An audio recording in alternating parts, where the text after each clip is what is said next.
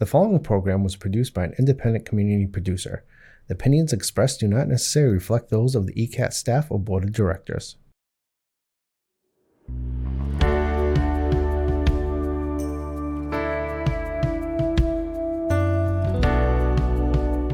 Giving a voice to the voiceless, pulling stories out of the shadows and putting them under the spotlight, making sure that each person is valued and cared for. This is Humanity First with Peter Evers, presented by BAMSI. My name is Peter Evers, and this is Humanity First. And we talk about a lot of things on this show. And today I'd like to do a shameless plug for my organization, BAMSI, Brockton Area Multi-Service Inc., which has been a company that's been around about 50 years. In fact, exactly 50 years. We're celebrating 50 years this year. And I just want to talk a little bit about belonging and about community, which is what BAMSI really represents. There's a lot going on in our country at the moment. We're in a very difficult time. I've just actually returned from Europe, where people are really worried about what is happening in this country. There have been perhaps travel warnings from some countries warning people that America might not be a safe place, which I don't believe for a moment. But as I reflect on that and where we are, I think about what we can change, what we're in control of. And we at BAMSI are in control of making our organization a place that is just, a place that's accessible, and where everybody who walks through the door as an employee has the ability to go as far as their potential can take them, regardless of who they are. And this is really important. And today we're going to interview George Omanyo, who is the Director of Operations here at Brockton, here at BAMSI, who has a wonderful story to tell about arriving as an immigrant from Africa and getting a job at BAMSI and being supported along the way, getting involved in all sorts of different parts of BAMSI, of committees, of just sort of lending a voice to the direction that the organization wants to go. He is a wonderful human being. You're going to hear from him. You're going to hear about his journey, and you're going to hear about BAMSI as an organization that wants to invest in people, not just for a Thursday night shift, but what they want to do next in their career and where they want to go. So stick around. We'll be right back with George Omanyo. Thanks.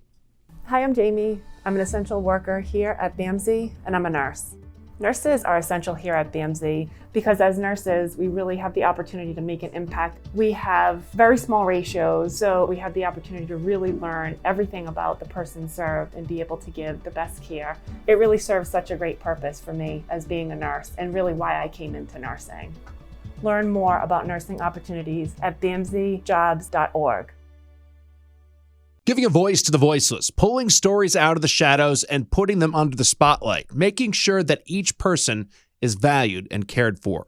This is Humanity First with Peter Evers, presented by BAMSI. Welcome back, everybody, to Humanity First. My name is Peter Evers, and as promised at the top of the show, we have a special guest today. We have George Omanyo, who is one of our directors of operations at BAMSI. George, welcome. It's so nice for you to be on the show. Thank you for having me. It's a pleasure. And George, the reason I really wanted to have this conversation with you is as we talk about work in this country, and part of what we're struggling with is a sense of community in this country at the moment.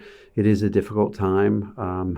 There are some senators and reps who are calling for civil divorce in the United States between the red states and the blue states. And that, I think, is affecting everything that we're doing. There have been some very big news stories about political murders, such as Charlie Kirk recently, which is sort of beginning to really stretch at some of the sinews of what keeps America great, this notion of equity, equality, of diversity and justice. And all of those things are shaky right now. Beaming back down into what a workplace should be like, there are a lot of things we can't control, both in our native countries, but also in America, and things shift, don't they? Every 4 years or every 8 years or whatever it is.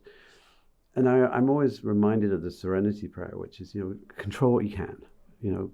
Make a place that is safe, make a place that is open, make a place where people feel they belong and a sense of community. Mm-hmm. You are an amazing person to talk to because you're somebody who came 22 years ago, 23 years ago to the United States.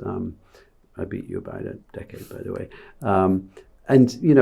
And began a career here about a year after you arrived here at BAMSI. And for those people who don't listen to the show, BAMSI is an organization in Brockton that serves about 55,000 people with about 1,700 staff in 120 different locations and 110 different programs. Big organization doing a lot of stuff in our community.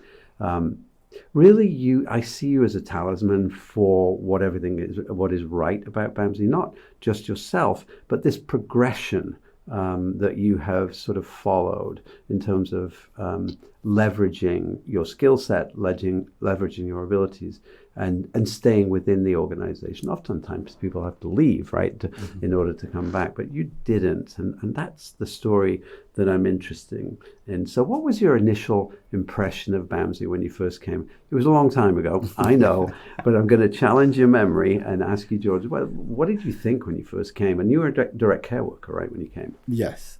And I agree with you. It was a while back, but my first impressions of BAMSI's mission, which is meet each person where they're at and to support them to learn, grow, and thrive. So going back, I was a student looking for a job that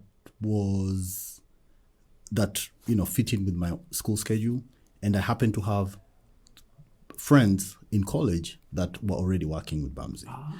And so they basically made a case for me. Again, like you said, that BAMSI those lots of opportunities all around. I'd have options as far as where I can work. The job, because of the scheduling and flexibility, was going to be a good fit with my school schedule. So they made a good case, and I applied and got my first position at Lothrop Street in Taunton.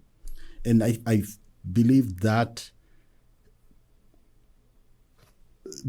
particular location was pivotal to my journey at BAMSI. And just to sort of explain to people, North Street is one of our residential homes. We have about 100 of them, I think. Just who do we serve at North? Yeah, so this is a home that serves individuals that have developmental and behavioral challenges and that need 24-hour supports. And my experience before that was with the healthcare industry and with residential homes and healthcare services nonprofit. It was pretty much what you saw on the news, which was not always presented in the best light possible. So to walk into that program, which, as you know, I know you've been there before, is as homely as a location as you want to. It's a place that you want to live in. You would love your loved ones to live there. Yeah. It did not feel like an institution. It just felt like a home well cared for, where there was a lot of love and support. And that completely shifted my view of what the industry was, and really lived up to the expectation of BAMSI's mission. Yeah. That, again, you introduced to all of that during your orientation and everything, and it aligned when I got to that program. Yeah. When we talk about this a lot, and we're going to talk about your HR stint as well. Making people feel as if they're welcome and making people feel as if they're part of the scenery, if you like, is one of the things that makes people stay in an organization. Organizations like us, and you know this from HR, we lose a lot of people in the first year. And I'm sure that is because we don't sometimes make people feel welcome. When you come into an organization, you should be seeing "Welcome George" on the door, right? Not somebody saying, well, your supervisor's out for the next 2 weeks and we don't really have a desk for you if you just want to sit over there. Very different feeling. And it seems like you sort of caught that bug fairly early on, that bug of belongingness, of being part of a team and falling in love as well, I think, with the people that we serve, right? Yes. I mean, it was a good experience. I mean, we will talk about my career trajectory, but we put in a lot of thought and effort into making sure that the onboarding experience is great for anybody coming into BAMSI, because we know how impactful that is in determining their choice to stay with the organization. And my first supervisor is someone who stayed a mentor with me all through the years up until today. Really? They're still with BAMSI, Jared Aruda. Yeah. And again, he embodies and embodied then the values that BAMSI holds dear. Yeah. So we're talking about, inclusion, collaboration, integrity, compassion, and learning. And just lessons that I learned working with Jared at that first location have impacted me to this day. That is such an important thing, isn't it? Longevity in the job is an important thing. Jared, by the way, is in a different position within the organization, much the same as you, right? Now exactly. He's working in our quality department. It's actually quite interesting. Jared, Richard Ngibuini, who's now a clinician. Yes, a clinician. These are all members of the team that I first worked with at Lothrop Street and have remained very close colleagues and mentors still to this day. Yeah, and Richard's been on this show as well, talking about the sort of immigration journey that he had as well from Kenya. But yeah, I mean, I'm so glad we're having this conversation, because what we offer, in my opinion, at BAMSI is, and I say this a lot, we're interested in you taking a job with us. Mm-hmm. We're interested in you filling a Thursday night shift. That's important.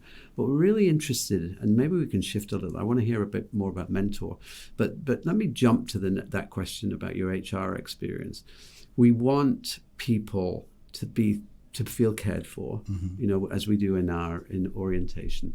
We want a wow factor, right? And I hear a lot of that from people who say, wow, this organization goes the extra mile to make sure that we're welcome here. And when you moved into HR, it was a time when we were changing, weren't we, to that period? How important is that?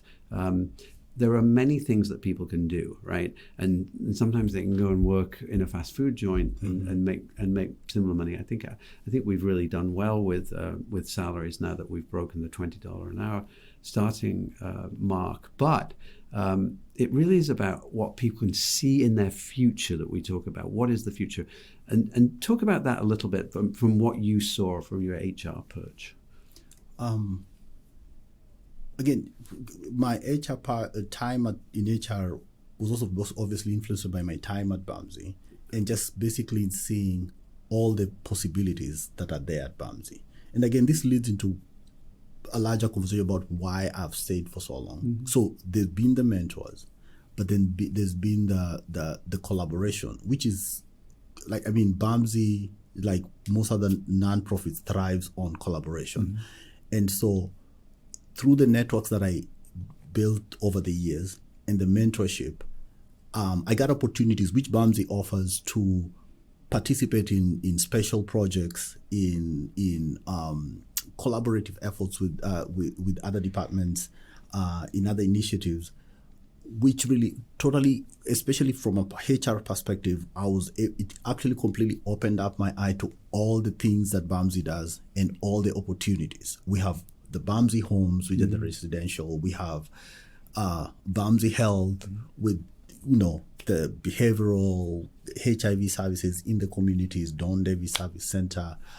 We have the BAMSI community with the day programs. We have BAMSI Kids, which has, early intervention, WIC.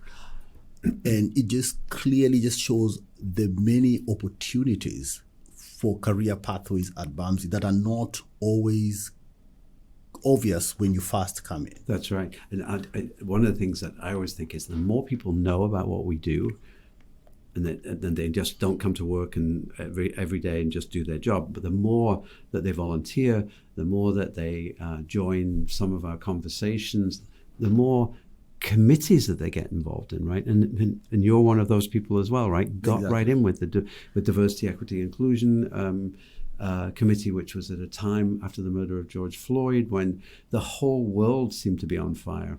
It still is, actually. But but that sort of getting involved in the organization means that people stay, right? Exactly. The purpose, a lot of us have stayed and have found meaning in the job because of basically connected to BAMSI's mission.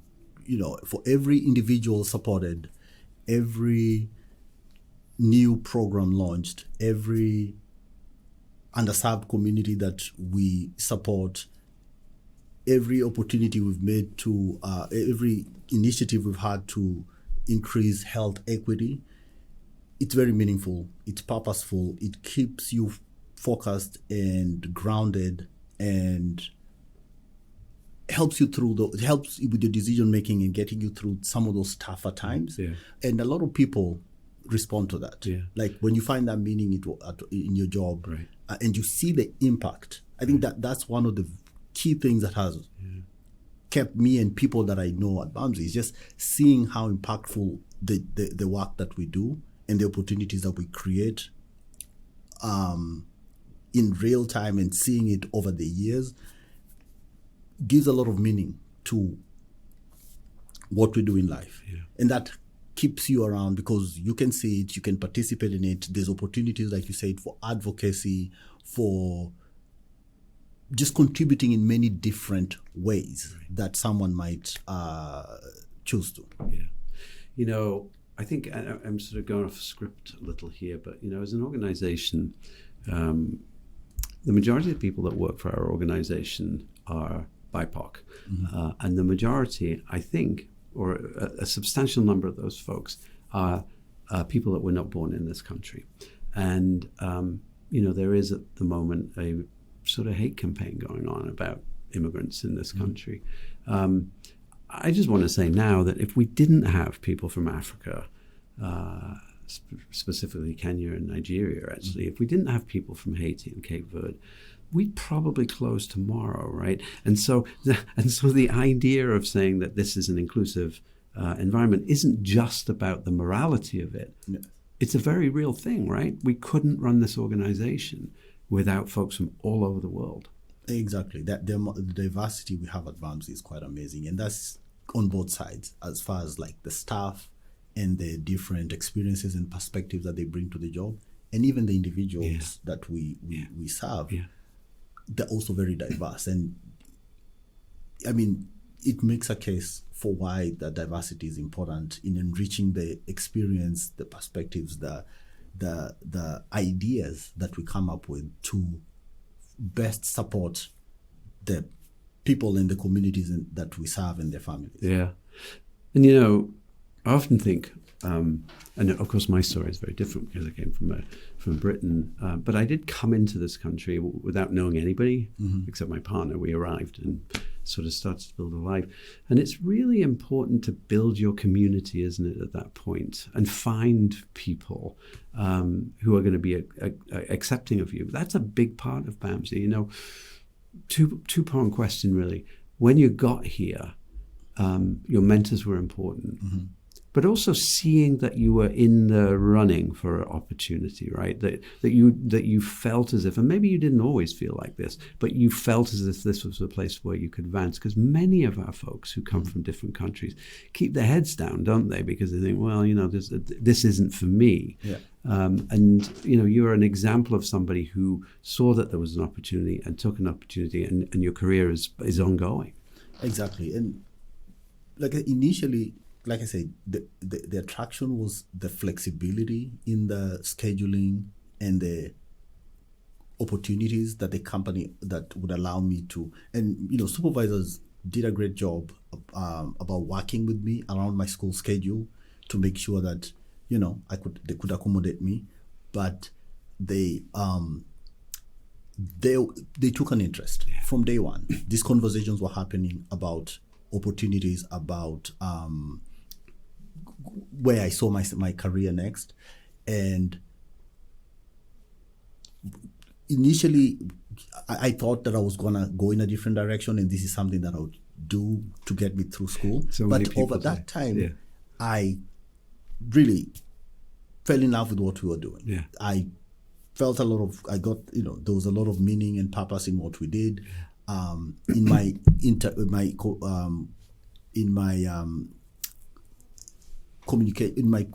conversations with my supervisors and peers, I clearly saw a path. There was others that actually saw more in me than I saw at the time, and because initially I didn't really think about it. Leadership reached out, said, "Hey, we think there's a career for you here," and supported me through mentorship. They offered training. We have a great learning and development department, and I was able to participate in work groups. I've attended many conferences over the years, Providers Council, the brain injury conferences. Those have been very impactful, very informative, and was supported through all those, through the ladder at BAMSI. So, and we're running out of time. I don't know why this happens. It happens all the time when I talk to you, George. It's like that's the time is gone. But that sums up this notion, doesn't it, of taking an interest, of an organization that takes an interest in you, that wants to know where you want to go. People are having those conversations with you all the time about where do you want to go next and how can we leverage your skills. We're a member of the African Bridge Network, and people should look that organization up. They are an amazing organization that helps people who come from the continent of Africa. And many of those folks come with accountancy degrees, with, legal degrees, and how do you get back on that track? And we need to be doing more of that. As we run out of time, George, now you are at a pretty elevated position in this organization, overseeing clusters as a director. What do you like about that job now that you're there, and what are you thinking about next? I like that I continue to do work that's meaningful. It's a much bigger scope, 12 programs over just a large group of staff. The individuals, I have individual home support that has 22 individuals. The other programs have about 5 each. So when you do the math, it's more than 70 people. So it's still very impactful. And I'm in a position again, as we learn about just, the empathy involved in doing the job, but also using the metrics to better tell our story of the important work that we do. In the hopes that we'll be able to influence policy and regulations, get more funding so we can continue doing the good work that we do. So all of that really inspires me. So you're still close to the work, and yet you're beginning to influence some of those things that we work on at BAMSI. For instance, we provide care, we provide education, and we provide advocacy, and those are all important things, I think. Well, George, we've run out of time, which is just inexplicable to me, but a wonderful conversation, and maybe we can revisit this in a year or so and see how you're doing, because this really is the essence of what an employer should be. Now, we're not perfect. And we strive for things. We strive for equality. We strive for accessibility and justice. But having people like you on those committees, pushing all the time for change and pushing for improvement is incredibly important for this organization. So I thank you for that. Thank you. I appreciate it. Thank you, everybody. Wonderful conversation, and we'll see you next time. Bye.